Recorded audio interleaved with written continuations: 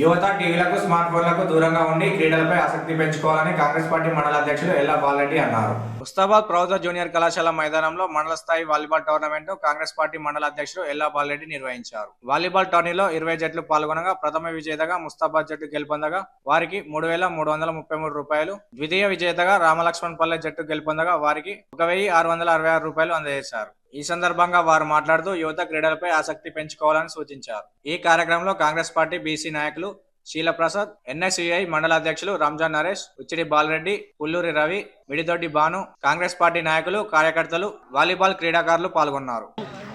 మరి సంక్రాంతి సెలవుల్లో విద్యార్థులు టీవీలకు సెల్ ఫోన్లకు అడాప్ట్ కాకుండా మరి వారిని క్రీడల్లో రాణించాలని, మరి శారీరక దారిద్ర్యంతో పాటుగా ఉల్లాసం కూడా కలుగుతుంది.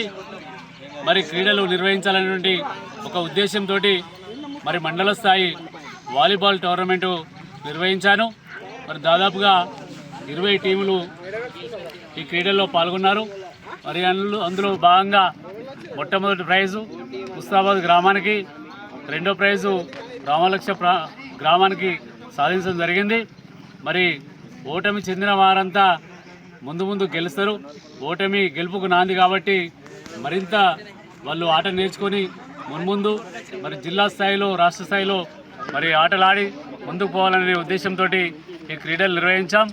మరి పాల్గొన్న ప్రతి ఒక్కరు కూడా పేరున అందరూ కూడా ధన్యవాదాలు తెలియజేస్తున్నాం.